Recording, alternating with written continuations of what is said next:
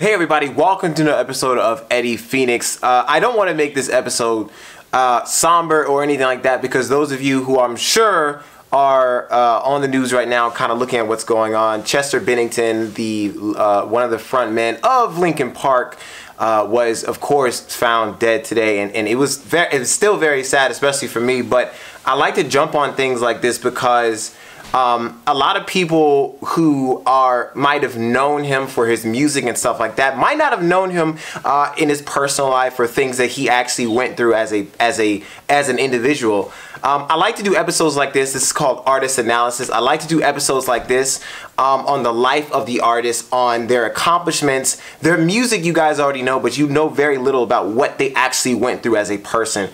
Chester Bennington especially is somebody that I think is great to highlight what was going on in his life. Let me explain. I know this is to be honest, it kind of sucks because, you know, some of the most prolific musicians and actors and things like that have died in my generation, and it sucks because you see them, you admire them for their work, you grow up listening to their music, and they hold a special place in your heart. And so when they leave you or they die or something happens, it really is painful. So, of course, I want to give my condolences to the Bennington family. I want to give all the condolences to everybody who's watching this, for those who are in pain and those who are suffering right now. Hopefully this video will help because I know the music of Linkin Park. I mean, some of their songs were just very prolific, very nice, beautiful. I mean, they really carried me through my middle school years, the very awkward years. I hated them. But with the type of music I listened to with Linkin Park and other bands really helped me get through it. So, of course, we're going to go through some of the basics about Chester that you guys might not have known. For example, he was born March 20th, 1976. Of course, you guys know he's best known for Linkin Park, but did you also know that he actually was the frontman of other bands such as Dead by Sunrise and Stone Temple Pilots? Yeah, he actually was the frontman of other bands, and their songs are pretty good too. You should definitely look them up. But also, he was in a family, and his family was put together for the most part, but there were some things that happened to him that were just very sad. You know, when he was growing up, he actually was sexually abused, and he was abused in general. He suffered drug abuse and all these other things. His life was not the easiest. And, you know, when it comes down to it, the success that we saw in his life was fantastic. I mean, just Numb, one of the songs that he did, hit #1 several times, I believe. And there's so many other songs that hit #1.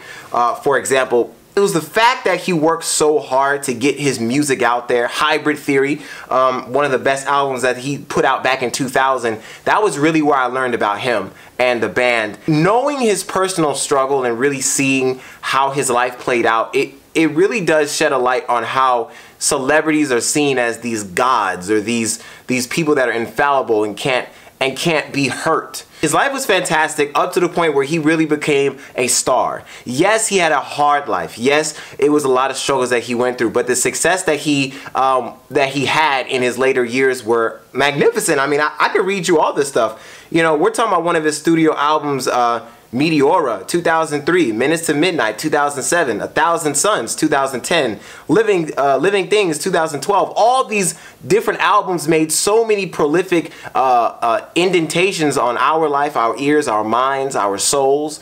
His music was a message to all of us to not just think and to look at everything at what its face value may be. Some of the best songs that he had really shed a light on how sometimes people may seem happy. Sometimes people may seem like everything is okay, but deep down, it's not. You know, one of his songs, you know, one of the verses in his songs was, you know, in the end, it doesn't even matter. A lot of his songs really played out what he was going through in his life. So, put things in perspective. Chester Bennington, in his early years, had a lot going on. You know, even as he was in his band Linkin Park, he had some drug issues that he eventually got over. The thing I would like people who are watching this to understand is that celebrities are people also. They have issues too. I went to Facebook and I saw some really disturbing comments talking about how selfish he was and why he did what he did. But the thing is, mental illness is a serious issue. One of my other videos that I did on this subject, you guys can look at it, it's about Kid Cudi and how as a celebrity, people look at them differently. People feel like they are not supposed to be in pain, and that's my biggest thing. You know, Kid Cudi, Robin Williams, Corey Monteith, all these different people had issues, and to be honest with you, I feel like some of them really couldn't come out and talk about it because of the ridicule that they can get, you know, in the social forum.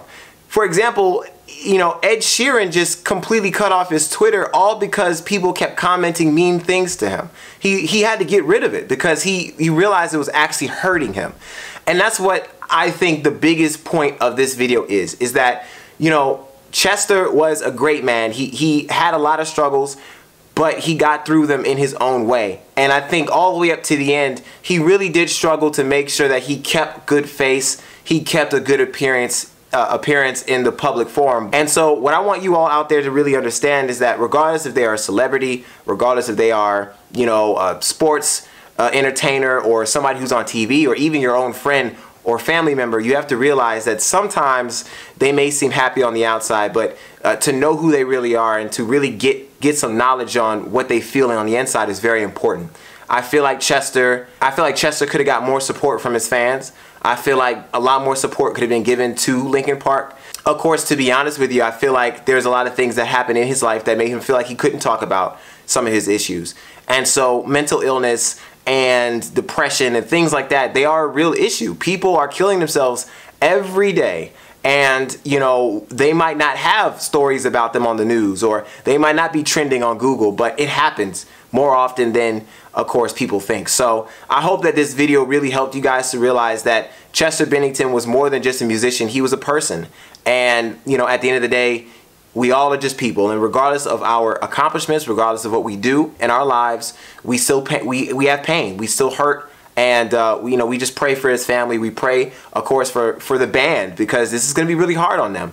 And of course, I pray for everybody out there who's hurting right now, who once again grew up with the music and really connected to Chester Bennington and his vocals and how well he was able to identify with us as young people and in his lyrics. So, you know, I hope you guys, of course, you know, go to their Linkin Park fan page, and I'm going to put the link of that above this. This is going to be on Facebook, so I'll put this link above, and on YouTube I'll put it below, to their fan page. And I hope you guys send out your prayers and your condolences to them, because that whole group and that whole clan is really suffering. So I hope you guys, of course, you know, look around here, check out some videos if you guys like it.